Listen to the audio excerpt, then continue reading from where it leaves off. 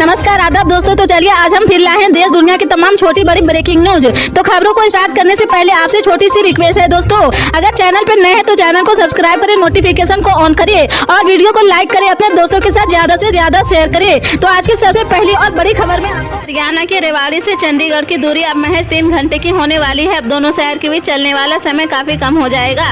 दरअसल केंद्र सरकार अजमेर दिल्ली वंदे भारत ट्रेन के विस्तार के प्रस्ताव को अपनी मंजूरी दे दी है। वंदे भारत ट्रेन प्रदेश के रेवाड़ी और गुरुग्राम जैसे शहरों से होकर चंडीगढ़ तक चलेगी। बता दें कि रेवाड़ी से राजधानी चंडीगढ़ के बीच कई घंटे का लगने वाला समय अब इस विस्तार से महज 3 घंटे का हो जाएगा। केंद्रीय मंत्री राव इंद्रजीत ने बताया कि पिछले महज भेजे गए हैं अजमेर दिल्ली वंदे भारत ट्रेन के विस्तार के प्रस्ताव को रेलवे बोर्ड ने मंजूरी दे दिया है। रालेगन सिद्धि फिर अन्ना का आंदोलन होगा। देश भर से सैनिक सरकार के खिलाफ रालेगन सिद्धि में एकजुट होंगे। पूर्व सैनिक 19 नवंबर को रालेगन सिद्धि में विरोध प्रदर्शन करेंगे। सैनिकों के आंदोलन का मार्गदर्शन अन्ना हजारे करेंगे। 19 नवंबर को रालेगन सिद्धि में राज्य और केंद्र सरकार के खिलाफ हजारों सैनिक राज्य के किसानों को उनकी फसल का गारंटी शुदा मूल्य मिले, देश के जवानों का भविष्य संकट में न हो, जवानों के बच्चों को मुफ्त शिक्षा मिले, ये सब उनकी मांगे होगी।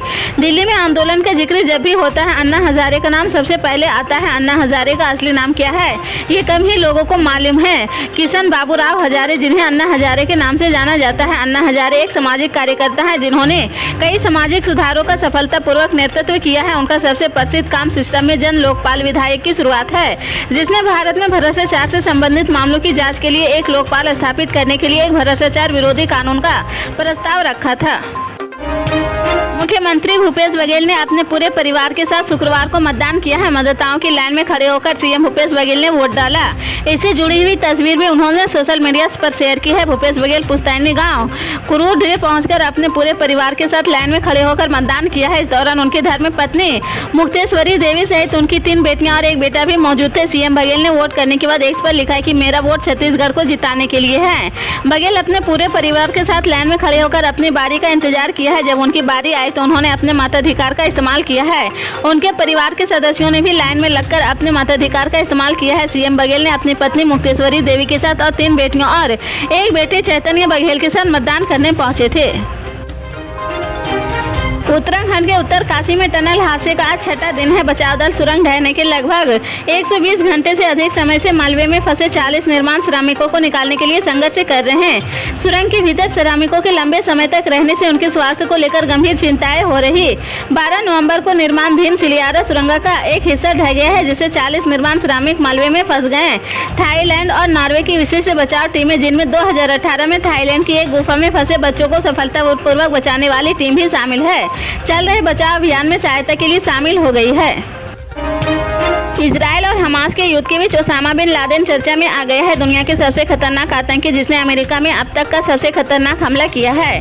2 दशक पहले अमेरिका के नाम ओसामा बिन लादेन ने यह पत्र लिखा था, जो अब अचानक अमेरिका के टिकटॉक पर तेजी से शेयर होने लगा है। टिकटॉक ने #लेटर टू अमेरिका को हटा दिया है, लेकिन इस पत्र के सामने आने के बाद एक नई बहस शुरू हो गई है। इस पत्र के बाद अमेरिका में दर्जनों लोग ऐसे हैं जो ओसामा के साथ हमदर्दी दिखा रहे। पत्र में वह अमेरिका की बुराई करता है। इसके साथ ही ओसामा इजराइल के समर्थन की आलोचना करता है। साल 2001 में अमेरिका में हमला हुआ था। इसके 1 साल बाद 2002 में ओसामा ने यह पत्र लिखा था। इस पत्र के जरिए वह हमले को उचित ठहराने की कोशिश करता है। इससे जुड़ा एक वीडियो 1.4 करोड़ पर देखा जा चुका है। अमेरिका इस समय इजराइल का समर्थन कर रहा। हमास का समर्थन करने वाले लोग वीडियो में इस पत्र को पढ़ने का आग्रह करते हैं। आम आदमी पार्टी के संयोजक और दिल्ली के मुख्यमंत्री अरविंद केजरीवाल ने शुक्रवार को पार्टी कार्यकर्ताओं के साथ संवाद किया। इस दौरान केजरीवाल ने कहा कि हमारा संगठन और कार्यकर्ता आम आदमी पार्टी की सबसे बड़ी ताकत है। इस मौके पर उन्होंने प्रधानमंत्री नरेंद्र मोदी पर भी हमला बोला। उन्होंने केंद्र सरकार पर निशाना साधते हुए कहा कि मुझे जेल भेजने का प्लान बनाया गया है। केजरीवाल ने कहा, हम लोग जेल जाने से नहीं डरते हैं। मैं एक बार 15 दिन जेल में रहकर आया हूँ। अंदर ठीक ठाक इंतजाम होता है, इसलिए जेल जाने से आप भी नहीं डरिए। अगर भगत सिंह इतने दिन जेल में रह सकते हैं, मनीष सिसोदिया 9 महीने जेल में रह सकता है, सत्येंद्र जैन 1 साल जेल में रह सकता है, तो हमें जेल जाने से डरना नहीं चाहिए।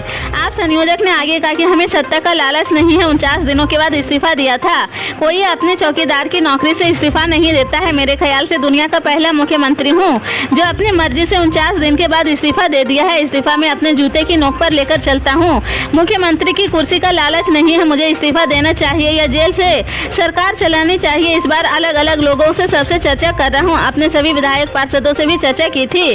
आज अपने कार्यकर्ता से बात की है। राजस्थान में विधानसभा चुनाव को लेकर महज 8 दिन शेष रहे। बीजेपी और कांग्रेस दोनों ही पार्टियां अपने अपने समीकरणों को लेकर चाल चलने में लगी हुई है। इधर राहुल गांधी ने कांग्रेस में फिर से एकता का संदेश देने की कोशिश की है, जिससे सियासत में हलचल पैदा हो गई।